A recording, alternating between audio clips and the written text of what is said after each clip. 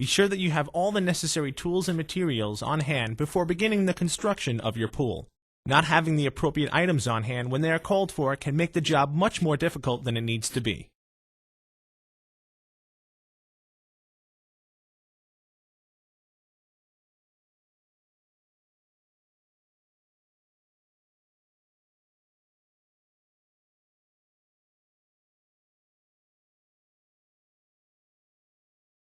Go through the hardware packs and separate the different kinds of hardware.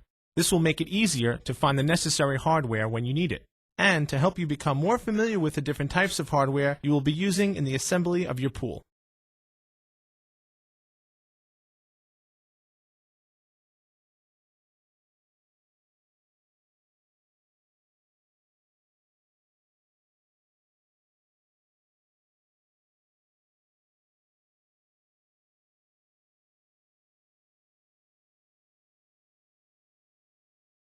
In choosing the site to assemble your pool, you want to avoid areas with steep slopes or underground obstructions. You also must be sure that the site you choose complies with all state and local codes. A transit is the easiest and most precise way to tell you how level your site is. Transits are easy to use and can be rented at most local equipment rental outlets. If you do not have access to a transit, a long straight board with a carpenter's level will do the job. To find the center point of your pool, it's easiest to measure off an existing object. Here, we use the fence. We measure from the fence and mark the ground where we want the outside of the pool wall to be. We then measure half of the width of the pool, or the radius of the pool, and stake the tape measure at that point. This is the center point. You now pull the tape measure to the radius measurement of your pool, plus 1 extra foot. For example, if you have a 24-foot pool, you should pull out the tape measure to 13 feet. Mark this point on the ground all the way around. This is where your pool will go. Plus, it will give you a little extra room to work. Remove all of the sod from inside the circle you just marked. The pool cannot be installed on top of any grass.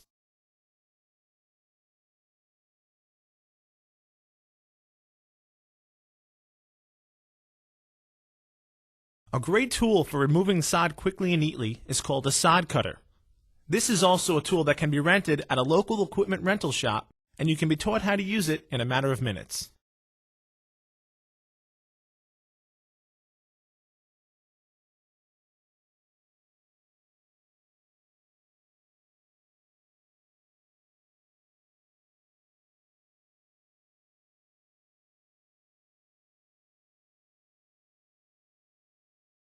Once you've pulled up the majority of the sod, you should rake the area clean. You not only want to get the remaining sod, but also any roots, rocks, or any other debris you may come across.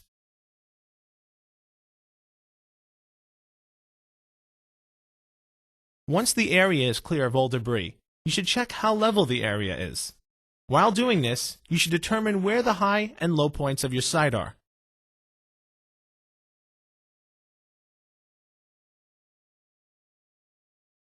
Dig away the high spots so that they are at the same level as the low areas.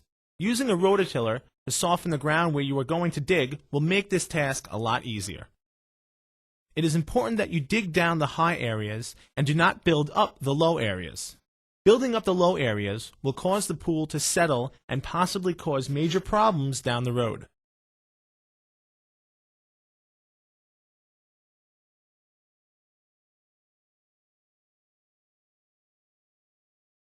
The entire area should be within 1 inch of being perfectly level before proceeding to the next step.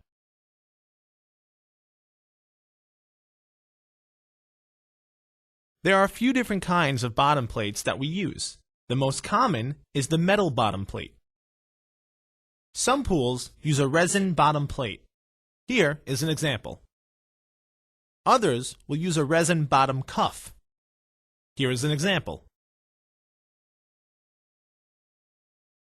Pictured here are a stabilizer rail, a resin bottom rail, and a metal bottom rail. Notice the bottom rails are larger than the stabilizer. The bottom rails are also straight cut on both ends, never crimped like the stabilizers are.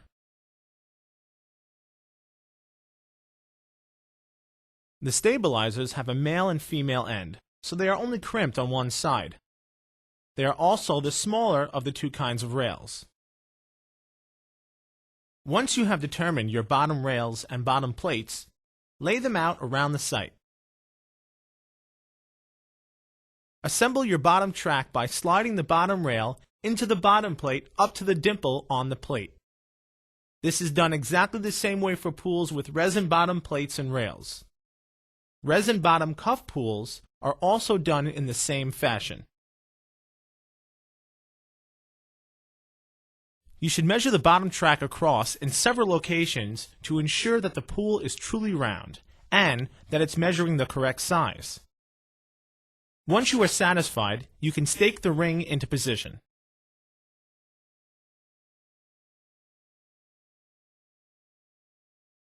Level each of the bottom plates or cuffs.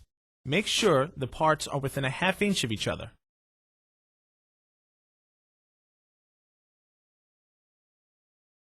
Place a patio block under each of the bottom plates or cuffs. The block should be recessed into the ground so the track is still sitting on solid ground. Make sure the block is level in all directions. Once the block is in, recheck the level of the plate or cuff to make sure it's at the same height as it was before you put the block down. Again, this can be done without a transit. You can use a long straight board and a carpenter's level to do this job.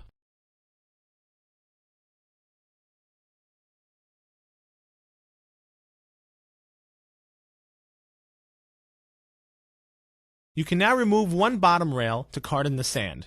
We recommend marking the two connecting bottom plates or cuffs before doing this to ensure that the rail is returned to the proper position after you have carted in the sand.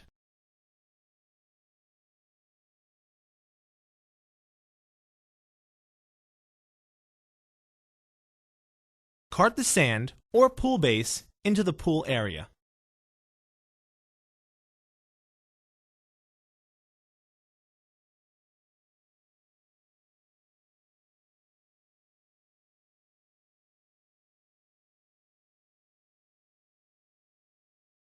Replace the bottom rail that you took out to allow you to cart in the sand or pool base.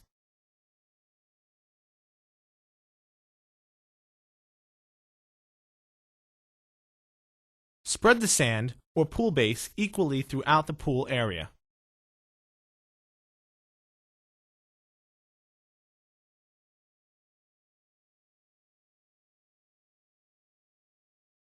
Bring the pool wall into the pool area using a flattened carton to rest it on. Make sure the skimmer cutout is on the top portion of the wall. We recommend using landscaping stakes with C-clamps around the pool area to help hold the wall during the installation. Begin by placing the wall into the track at the center of a bottom plate or cuff. Continue inserting the wall into the track around the pool, clamping it as you go. If the skimmer or return cutout fall over a bottom plate, you will need to move the wall and expose the wall joint to clear them.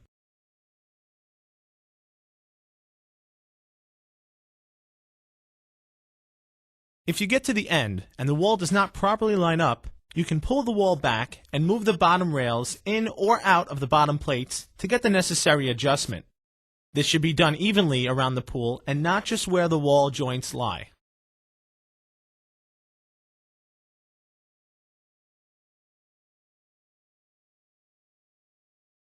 If your pool has a single row of wall bars, they will be pre-attached with rivets. Simply line up the two sections so that the aluminum wall bars do not touch each other. Secure using the wall bolts and nuts. You must have a bolt in every hole or your pool will break. All nuts should be as tight as possible using hand tools.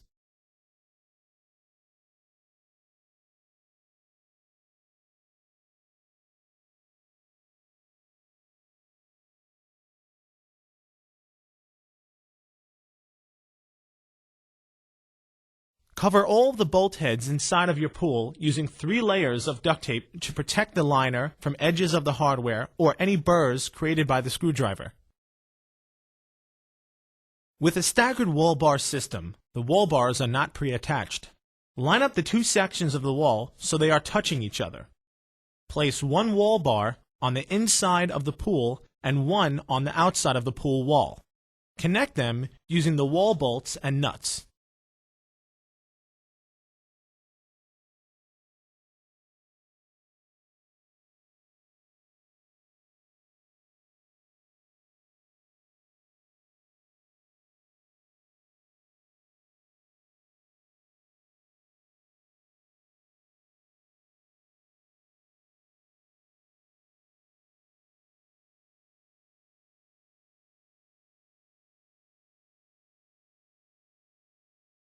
The wall bars must not touch each other or your pool will break.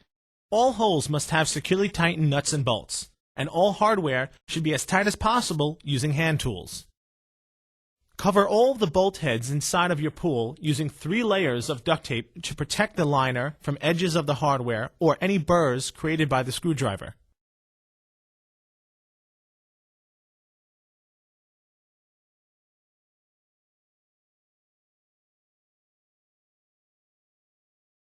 Build a 6 to 8 inch high cove along the inside of the pool wall. Install the upright onto the bottom plates. The top of the upright can usually be determined by an extra hole in the center or on each side for the top covers. The uprights are secured to the bottom plate using number 10 screws.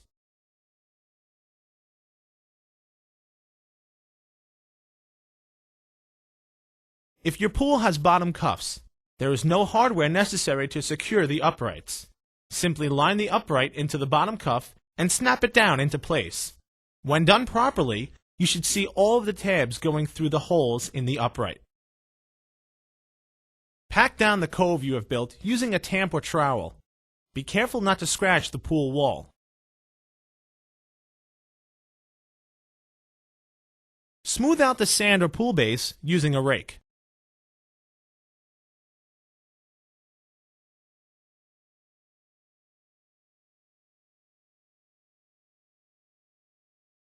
Be sure to wet the sand prior to tamping it.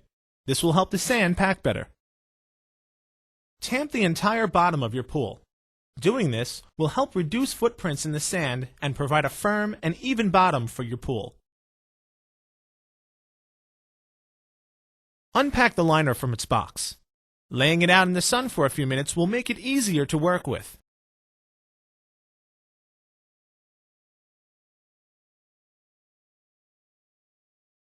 You want to re-roll the liner in a fashion that will be easy for you to work with in the pool.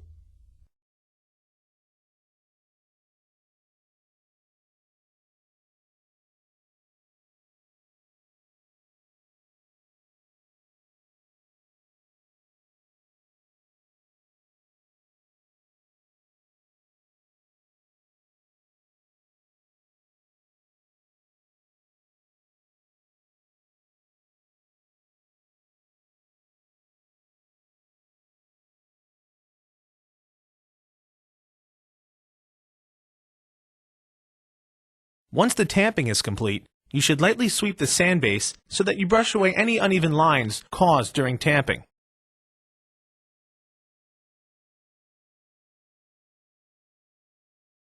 Bring the liner into the pool and spread it out evenly. Do not walk on the liner with your shoes on. Please be aware that there are a few different kinds of liners that are popular in today's market.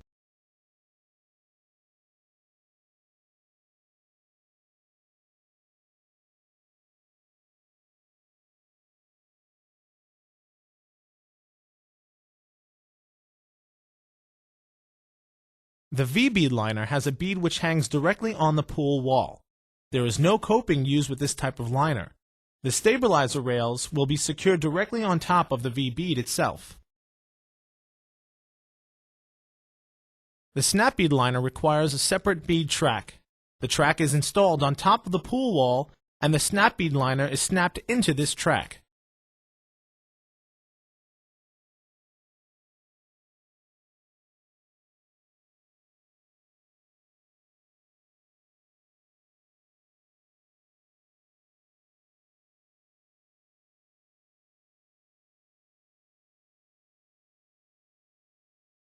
Overlap liners are hung over the pool wall and secured in place using plastic coping strips.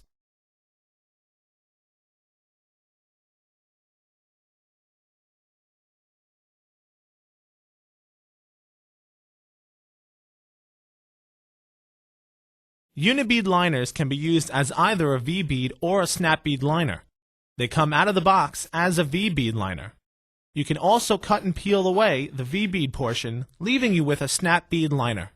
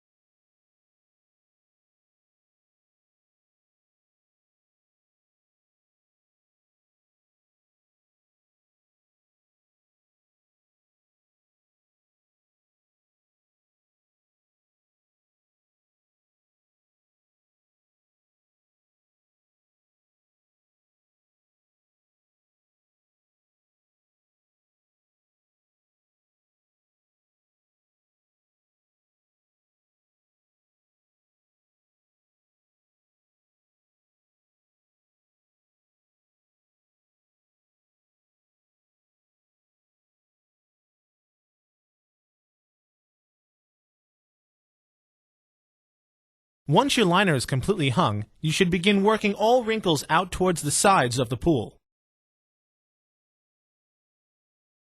Install the stabilizer rails over the top of the pool wall. These rails will telescope into each other approximately 1 inch, forming a continuous circle around the pool. Once the stabilizer rails are on, you will no longer need the landscaping stakes and C-clamps.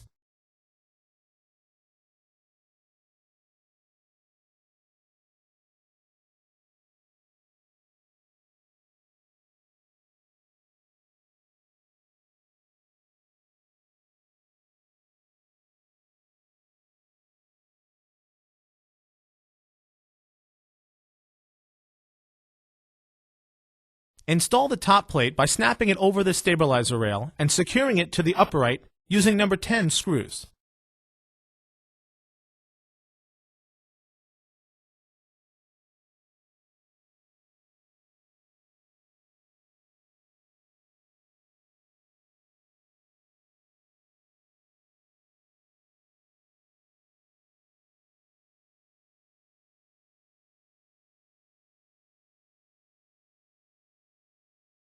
Make sure the uprights are perfectly straight up and down using a carpenter's level. Install the top rails loosely using number 10 screws.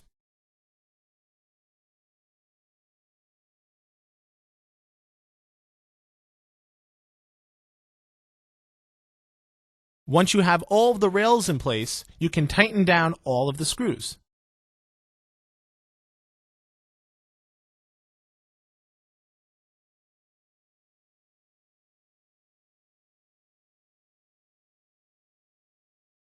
If your pool has a resin top rail, this step will be done the same way.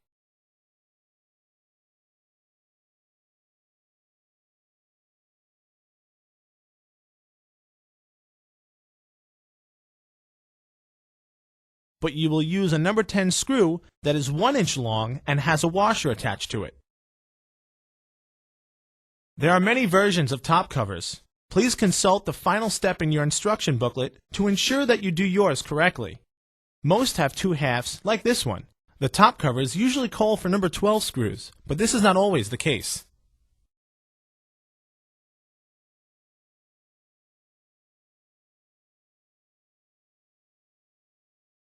Begin filling the pool slowly. It is during this first inch of filling that you will still be able to work out the wrinkles by kicking them to the outside of the pool.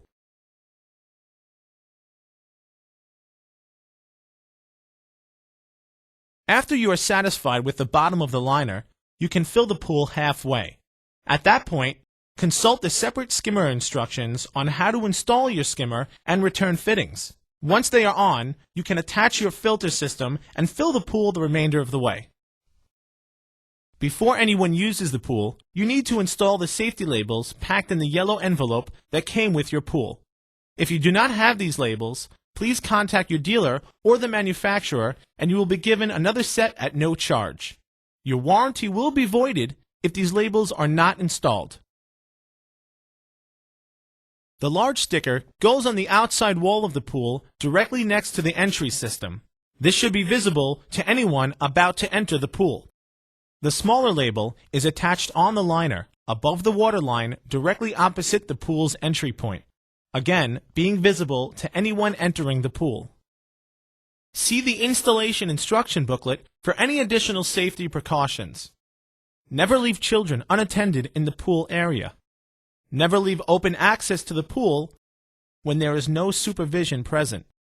Follow all local laws and regulations. Obtain all required permits before building your swimming pool. Always use common sense while in or around a swimming pool. Never jump or dive into an above-ground swimming pool. Never sit, stand, or walk on the top rails of an above-ground swimming pool.